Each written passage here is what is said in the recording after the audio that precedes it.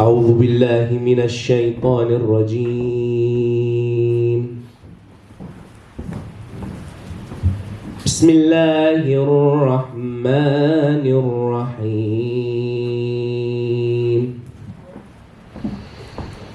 يا أيها الناس إنا خلقناكم من ذكر وأنثى إنا خلقناكم من ذكر وأنثى وجعلناكم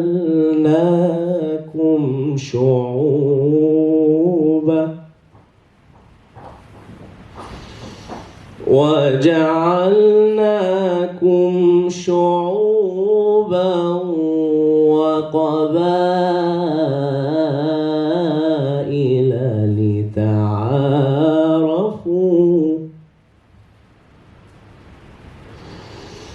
إن أكرمكم عند الله أتقاكم إن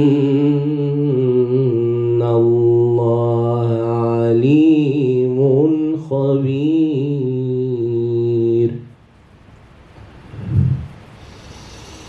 يا أيها الناس إنا خلقناكم من ذكر وأنثى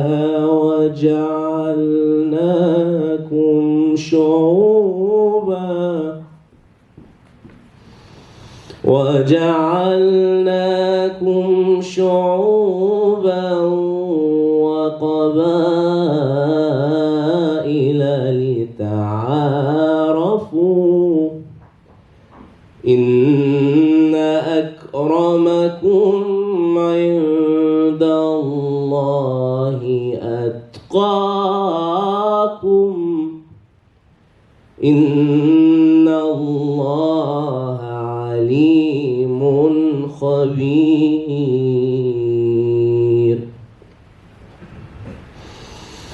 قالت الأعراب آمنا قل لم تؤمنوا ولكن قولوا أسلمنا قل لم تؤمنوا ولكن قولوا أسلمنا ولما يدخل الإيمان في قلوبكم وإن تطيعوا الله ورسوله لا يلتكم من أعمالكم شيئا إن الله غفور رحيم. إنما المؤمنون الذين آمنوا بالله ورسوله ثم لم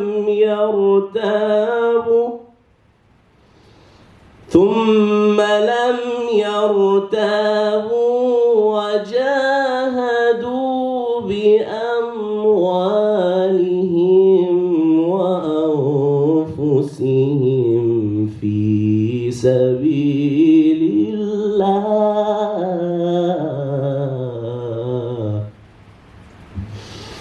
أولئك هم الصادقون.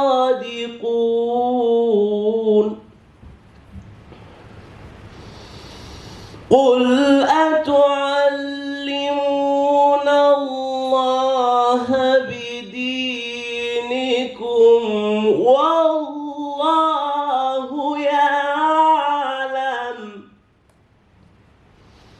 والله يعلم ما في السماوات وما في الأرض والله بكل شيء عليم.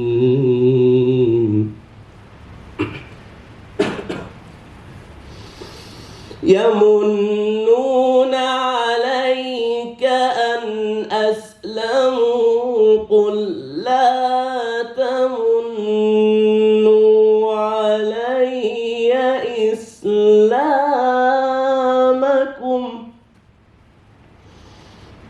بل الله يمن عليكم أن هداكم للإيمان إن كنتم صادقين. إن الله يعلم غيب السماوات والأرض والله بصير بما تعملون. بسم الله الرحمن الرحيم قاف والقرآن المجيد.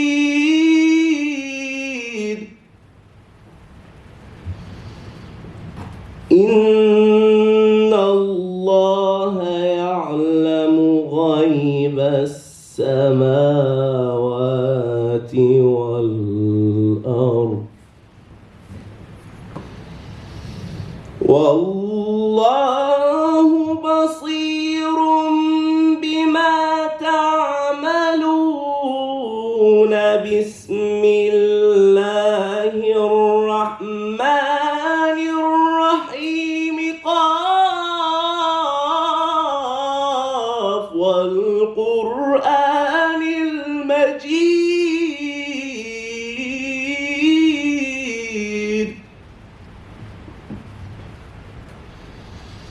بل عجبوا أن جاءهم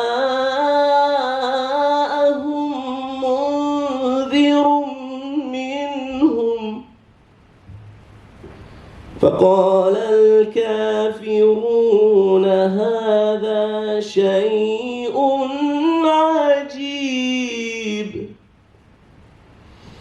أإذا متنا وكنا ترابا ذلك رجع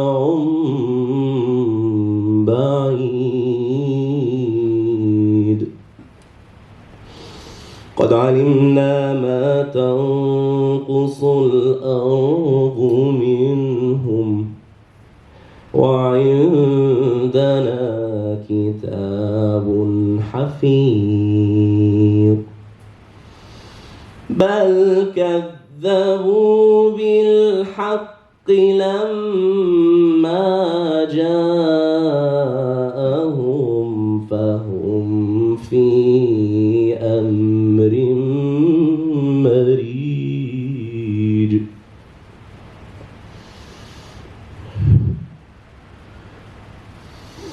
أفلم ينظروا إلى السماء فوقهم كيف بنيناها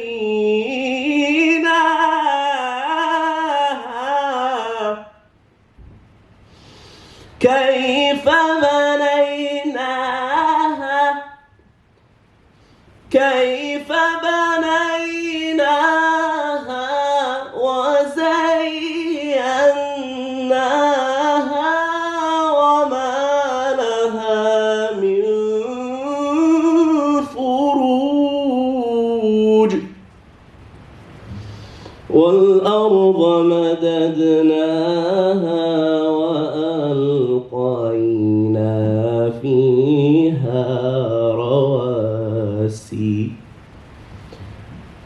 والأرض مددناها وألقينا فيها رواسي وأنبتنا فيها من كل زوج بهير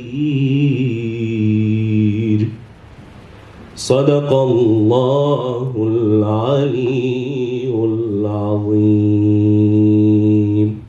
صلى الله عليه وسلم. اللهم صل على محمد وآل محمد. أحسنت.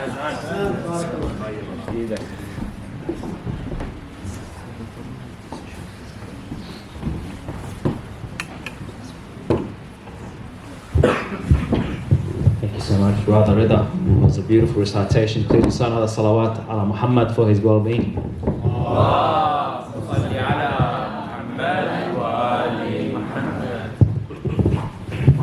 We now have a exciting talk by Sister Serena titled The Lantern and the Light, Serving Imam Mahdi Ajibah Ta'ala Faraj Sharif in Our Everyday Lives. Please welcome her with a loud salawat ala Muhammad wa ali Muhammad. اللهم صل على محمد وآل محمد.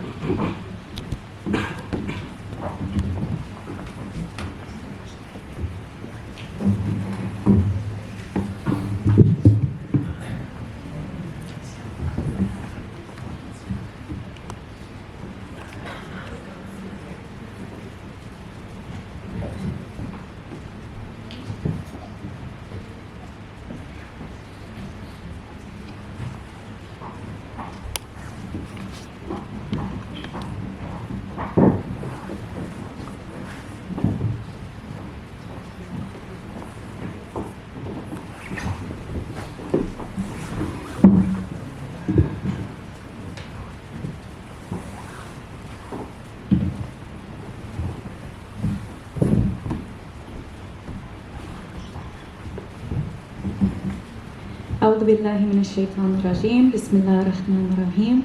اللهم صل على محمد وآل محمد. اللهم صل على محمد وآل محمد. Assalamu alaikum wa rahmatullahi wa barakatuh. I'd like to start by thanking Allah subhanahu wa ta'ala for the blessing of us coming together today, for the love He has placed in our hearts for Him, His prophets and the Ahlul Bayt alayhim as-salam, and for His daily blessings, which are too many to measure. I would also like to thank you all for coming here tonight and for offering me some of your time, and to the Barakah program for giving me the space and opportunity to be here. It really is difficult to stop the heart and limbs from trembling at the thought of speaking about the infallible figure that is Imam Mahdi, Ajalallahu Ta'ala Farajahu Sharif, especially when I look at who I am compared to him. But nonetheless, Ahlul Bayt alayhim as-salam taught us that when you love someone, you should share that love with as many people as possible. This is beautifully illustrated by Imam Zainul Abidin alayhi salam in Dua Abu Hamza Thamali, where he says to Allah subhanahu wa ta'ala, "If you order me to hellfire, I will tell all the inhabitants therein that I love you." So this is the place that I come and sit before you here today from. Just like those that have spoken before me, I don't claim to be a scholar, nor do I claim to own the knowledge that I share. My only intention is to come together today in the name of the love of the Imam of our time and consider how we can serve him in our everyday lives, inshallah. But before doing this, and noting everyone is at different levels and stages of knowledge about the Imam alayhi salam, I first wanted to very briefly consider why knowing and loving the Imam of our time is so important and explore some characteristics of the Imam alayhi salam, just to lay the foundation. So with these intentions in mind, let us first very briefly consider why it is important to know the Imam of our time. The importance of knowing the Imam of our time is highlighted by a hadith attributed to Prophet Muhammad, peace and blessings be upon him and his family, where he is narrated to have said, "Whoever dies without knowing their Imam has died the death of one from the time of Jahiliyyah." Scholars have proposed this means that if you do not know who the Imam of your time is, On the day of judgment, you will not be raised or recognized as a Muslim or a follower of the Ahlul Bayt alayhim as-salam. They have also highlighted that knowing the Imam is not just being able to name him, it means being able to describe him in appearance, character, and behavior. In essence, knowing the characteristics that warrant him to be the proof of Allah subhanahu wa ta'ala on earth, rather than someone else. This is the type of knowing we need to have of Imam Zaman, may Allah hasten his reappearance, if we are to truly develop that love in our hearts for him. Because how can you love someone or something if you know nothing about them? And in turn, if you don't know or love someone, how can you want to serve them? So why is it important to love the Imam of our time? Why can't we just know him? There is a narration attributed to Imam Sadiq alayhi salam where he was asked how much the Imams love their Shia. The Imam alayhi salam responded, "You have the same status in the heart of your Imam as they have in your heart." As people who strive to follow the Ahlul Bayt alayhim as-salam, how beautiful it would be able to be to stand and say, "My Imam loves me, and I know this because I love him." If we want to have a high status in the heart of our Imam alayhi salam, he first needs to have that same high status in our own hearts. In addition to this, in the Quran, in Surah 42, ayat 23, Allah subhanahu wa ta'ala says, Bismillah ar-Rahman ar-Rahim, say, O Muhammad, I do not ask of you any reward for it, but love for my relatives. And whoever commits a good deed, we will increase for him good therein. Indeed, Allah is forgiving and appreciative. So 2 things among many we can take from this verse is that firstly, our own Prophet, peace and blessings be upon him and his family, for all the hardships he endured in order to get this message that we know as the Quran and as Islam to us, in return just wants us to love his family. And of course, Imam Mahdi alayhi salam is part of his family. And second, Allah subhanahu wa ta'ala told the Prophet, peace and blessings be upon him and his family, to tell the people this, which we could arguably then say that this is what Allah subhanahu wa ta'ala wants from us too. So ultimately, loving the Imam of our time is an act of obedience and love to Allah subhanahu wa ta'ala as well as the Imam alayhi salam.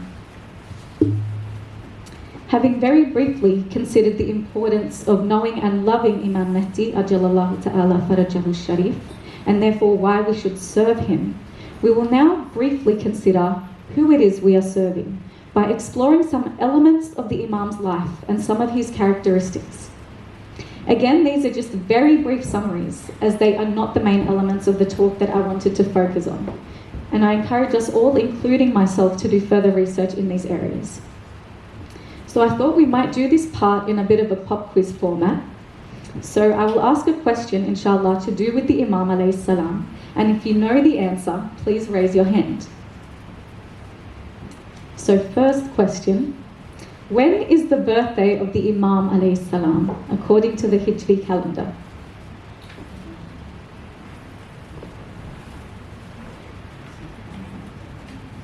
Yes, brother? It's not Hijri, it's the legal Christian one. I think it's 871. The year, do you mean, or? Yeah. Alhamdulillah. Sorry, the date of his birth. Do you know the date of his birth, anyone? Yes, sister? Alhamdulillah, 15th of Shawban, thank you. Next question. What year was the Imam born according to the Hijri calendar?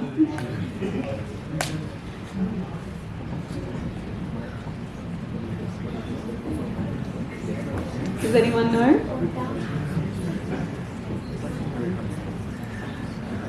No?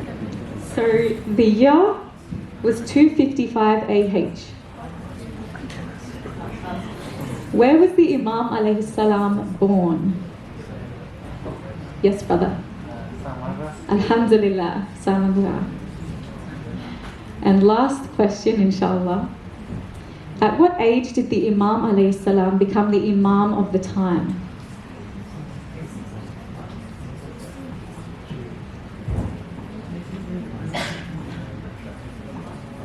Anyone? Yes, brother. I think it's 2 years old. Very close, alhamdulillah, he was 5. You meant 5, I know you meant 5.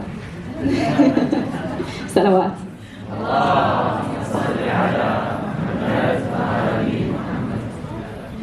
So having refreshed our memories with the very basic elements of the Imam's biography, inshallah we will now briefly explore some elements of the Imam alayhi salam's character. Before moving into the details of this, I just wanted to raise a point so as to not limit the magnanimity of the Imam alayhi salam as a result of my own shortcomings. So as Shia, we believe all our Imams alayhim as-salam are infallible and that they are the most complete and perfect manifestation of Allah subhanahu wa ta'ala's names on earth, but with humanistic limitations, and are the highest level of perfection that humans can achieve. So my intention here today is to only mention a few specific characteristics, so that inshallah we can try and have a more concrete example of the Imam alayhi salam, but by no means are these exhaustive. For those wanting more in-depth information on the Imam alayhi salam from this perspective, and to further explore the ideas we've considered so far, there is a 2-volume series by Ayatollah Golpaygani called Selected Narrations, which examines hadiths about the Imam alayhi salam and further explores his existence and the importance of serving him. So having established that, let us explore some characteristics of the Imam alayhi salam ourselves before we move on to the main part of our talk, which is exploring how we can serve Imam Mahdi ajalallahu ta'ala farajahu sharif in our everyday lives. The intention of this is to ultimately, inshallah, see and feel that once you know who the Imam alayhi salam is, you can't help but love and want to serve him, and therefore realize that true servitude is achieved by submission of the heart and not just the intellect. There is a hadith attributed to Amirul Mu'mineen alayhi salam where he was describing Imam Mahdi. Imam Ali alayhi salam is attributed to have said, "He shall be most refuge-giving and the one having most knowledge." So what does this mean for Imam Mahdi alayhi salam's relationship with us? A definition of someone who is refuge-giving, according to Cambridge Dictionary, is they protect you from danger, trouble and unhappiness. This is who the Imam alayhi salam is for us. He is our refuge on earth. When we are experiencing fear, hardship, unhappiness, we can talk to our Imam alayhi salam. He is our refuge on this earth as a gift and mercy from Allah subhanahu wa ta'ala. And there are numerous narrations that say the Imam alayhi salam can hear us if we talk to him, because Allah subhanahu wa ta'ala conveys our messages to him, and Allah is all hearing, all seeing. This is also confirmed in Dua Ahad, where we say, "Oh Allah, convey to our master Imam al-Mahdi," and then we go on to list a number of things. Imam Ali alayhi salam also mentioned in that narration that Imam Mahdi alayhi salam is the most knowledgeable. This means we can go to our Imam alayhi salam for answers. If we have questions, if we're confused, if we're unsure what Allah subhanahu wa ta'ala would want from us, we can seek out answers in narrations and sources attributed to the Imam alayhi salam.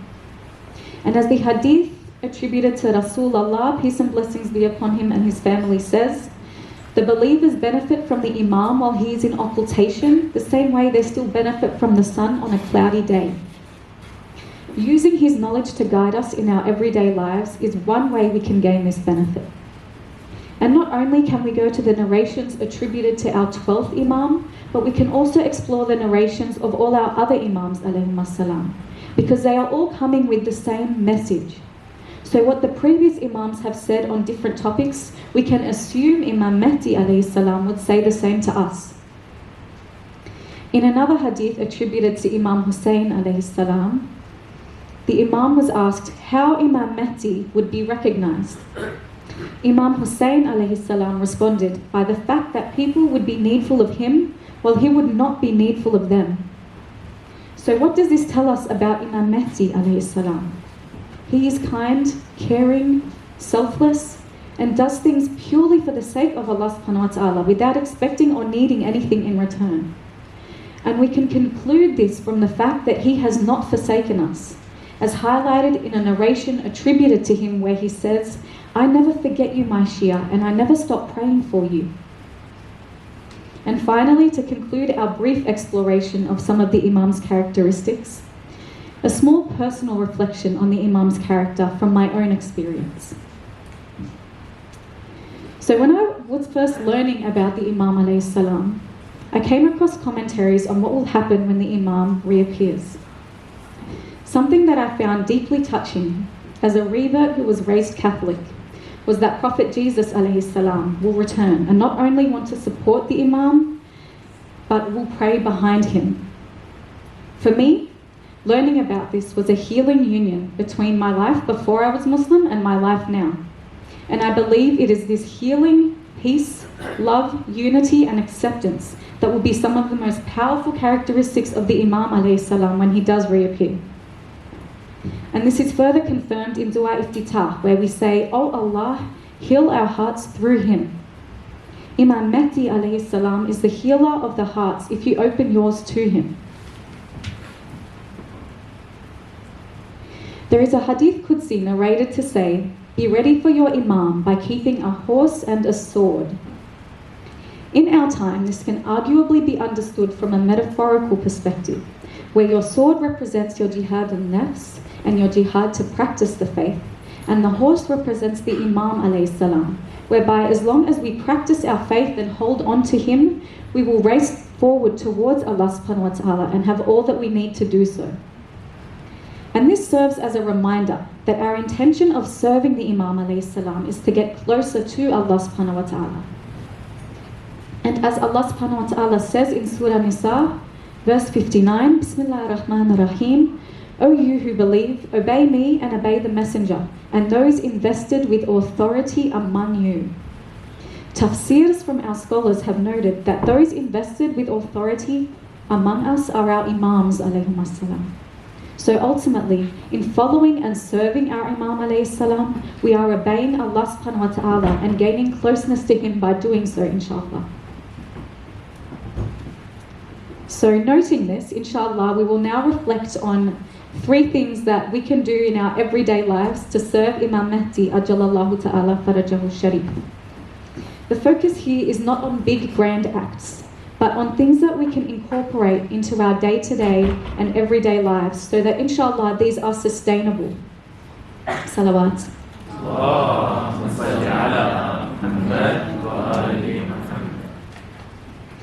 One thing we can do to serve the Imam alayhi salam in our everyday lives is to have and maintain a relationship with him. This might sound odd, but when you think about it, how can you be a servant of someone you don't even have a relationship with? There is a hadith attributed to the Imam, may Allah hasten his reappearance, where he is narrated to have said, "I am the compassionate brother of the believers." He is there waiting for us to turn to him. It is us that have turned away, preoccupied with our desires and worldly life. One way we can establish and maintain our relationship with him is by talking to him frequently. Because how can you have a relationship with someone you don't even talk to? This can manifest in a number of different ways. We can send peace and blessings on him often. We can repledge our allegiance to him every day. This is beautifully done in Dua Ahad. We can also recite du'as calling for the hastening of his reappearance or that send blessings upon him. Does anyone know any off the top of their head that they'd like to share? We've already mentioned Dua Ahad. Does anyone know any others?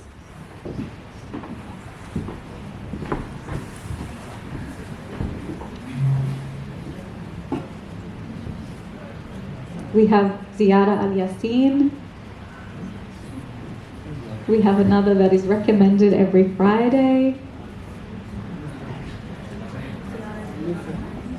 Dua Nutbah. Alhamdulillah. I know a lot of us have busy schedules and sometimes it's hard to add these extra du'as into our days. But we can also pray for him and his reappearance in the qunut of one of our 5 daily prayers. We are already doing these. It's just a matter of adjusting them a little to incorporate the remembrance of the Imam alayhi salam and fostering that relationship with him. You can also ask Allah subhanahu wa ta'ala to give the reward of some of your acts to the Imam alayhi. And this is further critical as it is only the pure who can let go of their desires and egos and uphold the ultimate truth and justice, even if it is against their own selves and desires. These are the types of supporters that the Imam alayhi salam needs. A second quality of the 313 mentioned by Imam Sadiq alayhi salam is they serve Imam Zaman more than a slave serves their owner. One of my favourite narrations exemplifies this perfectly and tells of an event that occurred between Imam Sadiq alayhi salam and one of his companions. A Shia from another town had gone to visit the Imam alayhi salam to plead with him about rising up against the Khalifa of the time, insisting that he has thousands of supporters that would rise up with him. Without commenting directly on his guest's pleading, the Imam alayhi salam asks his guest to turn on his furnace. At that point, and not knowing what was going on, the Imam's companion Harun Makki walks in. The Imam alayhi salam then asks his companion Harun to go and sit in the furnace. So Harun, without saying anything, and rushing so quickly to obey the command of his Imam that he forgets one shoe on, hastens into the furnace and closes the door behind him. By this point, the Imam's guest is in utter disbelief. After a few minutes, the Imam alayhi salam asks his guest to open the furnace, and as he does, Harun walks out unscathed. The Imam alayhi salam turns to his guest and says, "By God, if I had even 7 companions of the likes of Harun, it would be wajib on me to rise against the Khalifa." Bringing this back to how this relates to serving the Imam of our time, we can ask ourselves, am I willing to burn my ego and desires in order to practice the faith and serve my Imam? And if I am not at this stage yet, what do I need to do to get to this stage? The intention of reflecting on this is not to make ourselves feel guilty, but instead to provide a clear roadmap for ourselves on how we can get there, inshallah. And to highlight the lofty status that serving our Imam alayhi salam has and the privileged position we are really in, Imam Sadiq alayhi salam is attributed to have said to one of his companions, "By God, if I was alive during the time of Imam Mahdi, I would serve him." A third and final thing we can do to serve the Imam Ajjalallahu Ta'ala Farajahu Sharif in our everyday lives, and of which is directly impacted by how we practice the faith, as we just discussed, is to call others to his path and his service. This will increase the size of the Imam's supporters and thereby strengthen his cause. As we just alluded to, the Imam alayhi salam has 313 close companions in his inner circle, 50 of which are narrated to be women, which also suggests to us the Imam alayhi salam will not be establishing justice and his society by the sword. The Imam alayhi salam needs them before he reappears, so he has leaders for the society he is coming to create. But as we know, the Imam alayhi salam has not reappeared yet, and therefore he does not have these 313, which can mean 2 possible things. 1, the Imam alayhi salam is waiting for us to purify ourselves and get ourselves to a point where we are worthy enough of being one of these 313.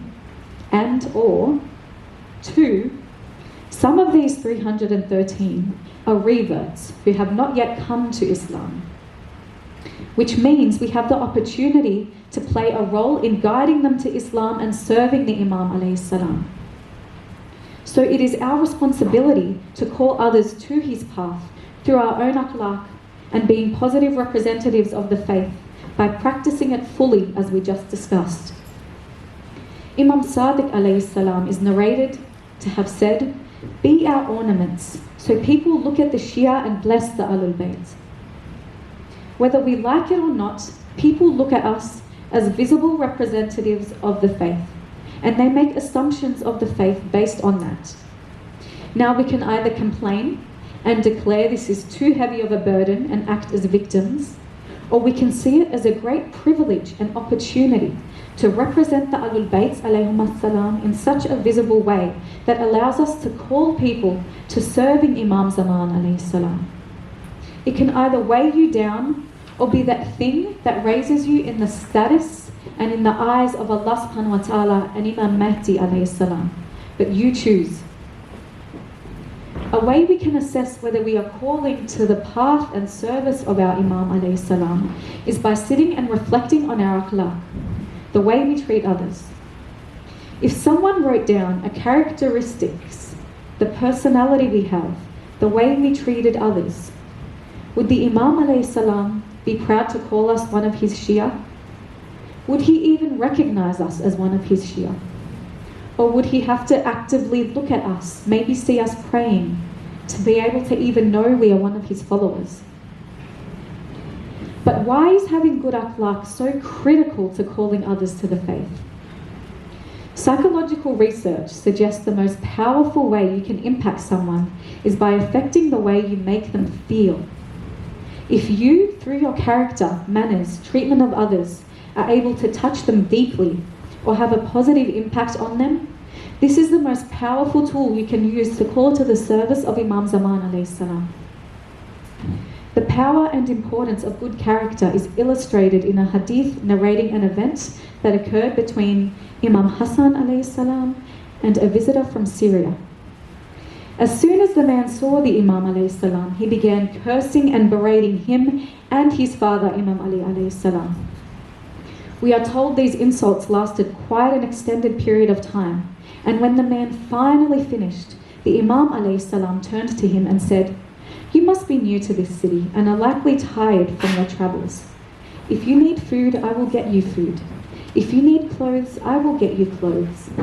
If you need a place to stay, I have space in my house for you." The man is narrated to have stayed with the Imam alayhi salam for approximately 3 days, and upon leaving to go back to Syria, he turned to the Imam alayhi salam and said, "I bear witness that you are God's proof on earth, and Allah knows best where to place his signs and guidance." Salawat.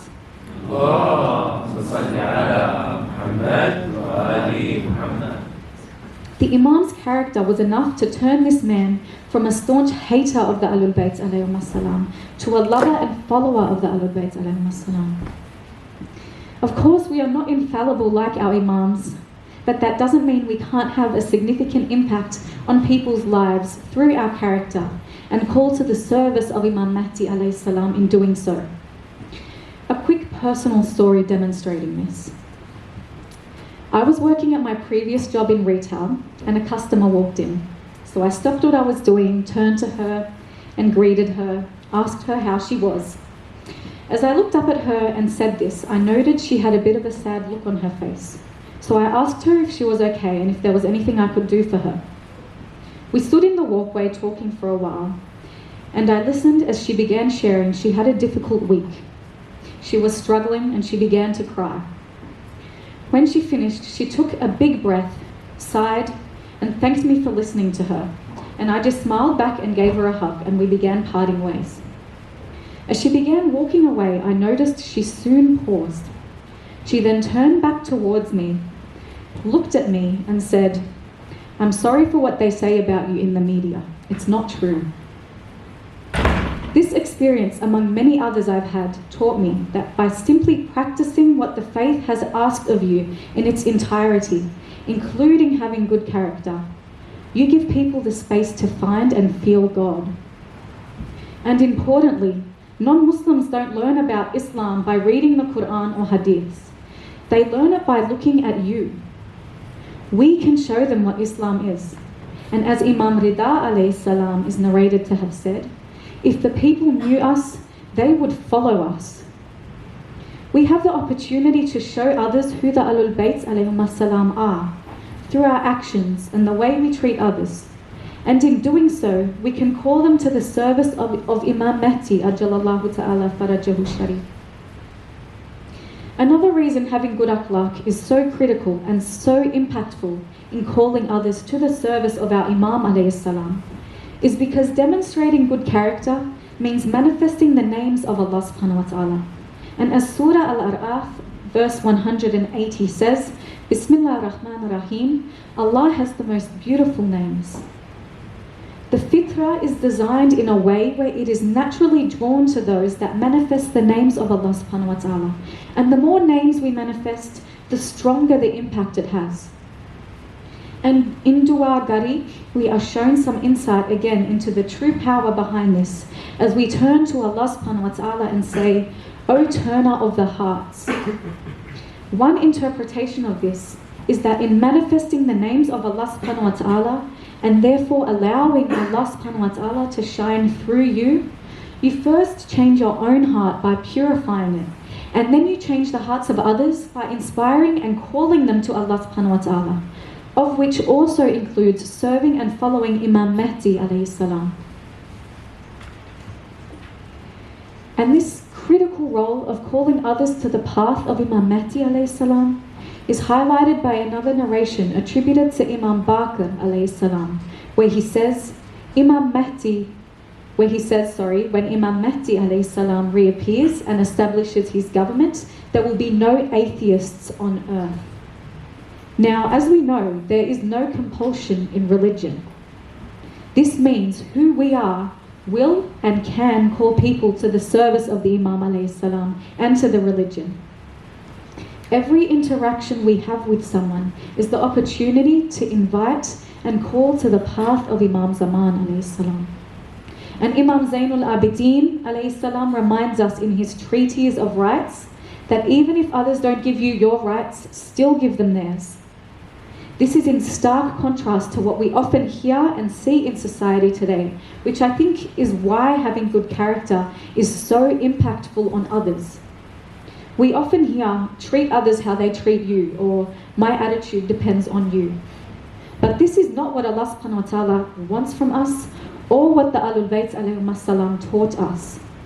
Not only is this evidenced in the treatise of rights, but is also beautifully illustrated by Amirul Mu'mineen alayhi salam in Dua Kumail, where he says to Allah subhanahu wa ta'ala, treat me according to how you are, and not how I deserve. This tells us that even if others don't demonstrate good akhlaq with us, it doesn't matter. Remember who you are, a servant of Imam Mahdi alayhi salam, and every interaction should be an invitation to others to serve the Imam.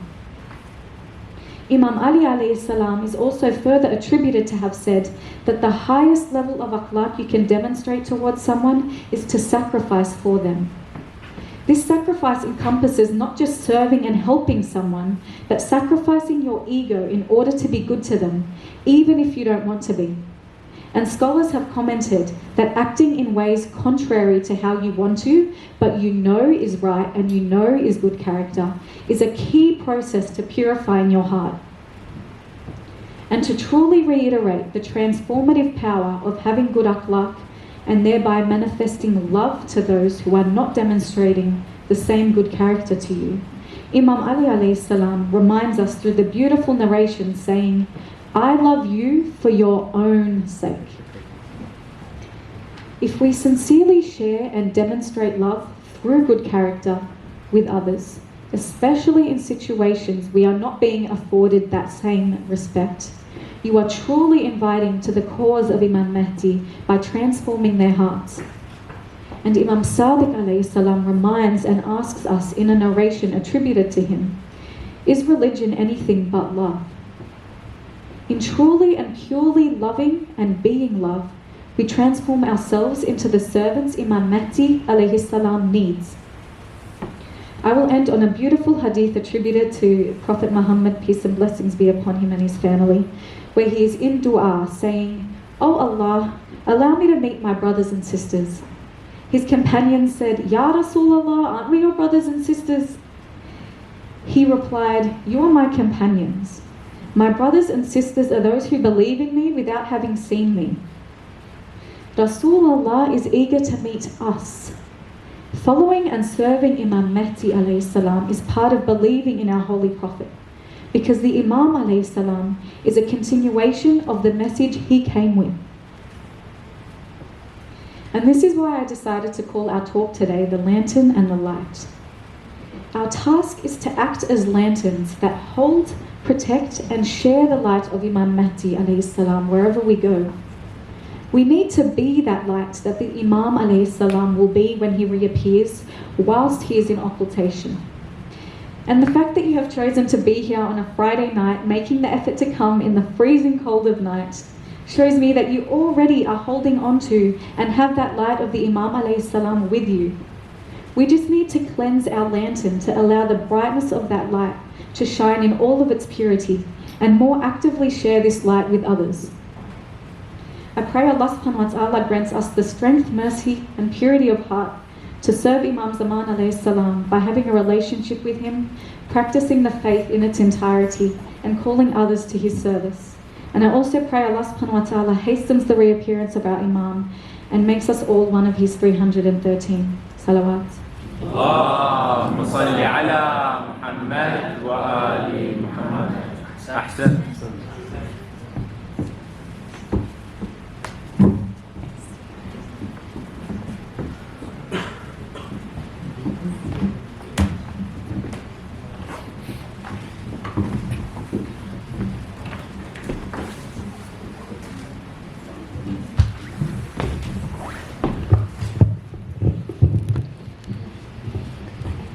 Thank you so much, Sister Serena. That was a very beautiful talk. Lots of really, really good points in that talk. Alhamdulillah for that. Please recite Allah Salawat Muhammad for Sister Serena's well-being, inshallah. اللهم صل على محمد وآل محمد. Another dua to add to your list, on top of the many beautiful ones that she mentioned.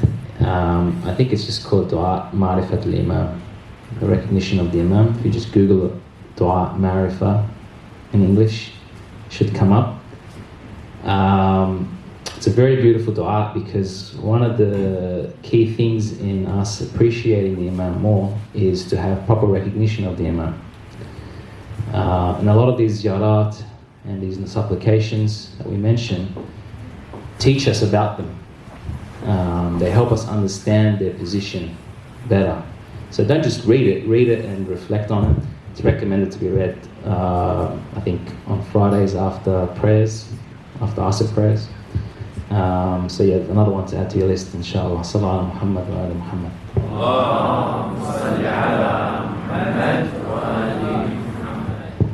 Now I'd like to welcome Brother Ali Sha'ban to facilitate the next segment, which is on reflection, inshallah. Please welcome him, Brother Salawat ala Muhammad wa ala Muhammad.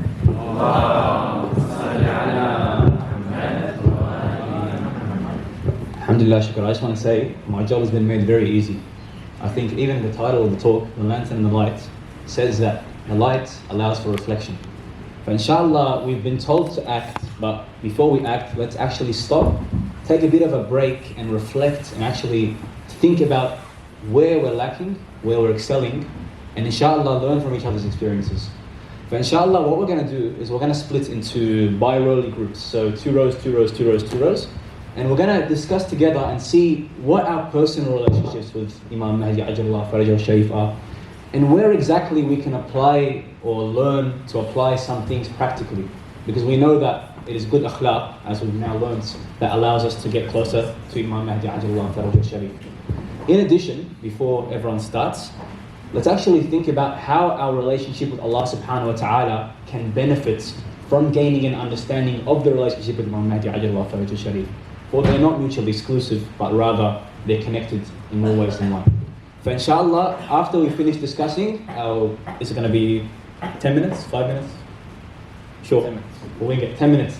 And inshallah, after that, one person from the group will summarize and share the insights gleaned from everyone's different stories and experiences.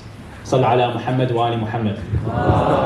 صل على محمد وآل محمد.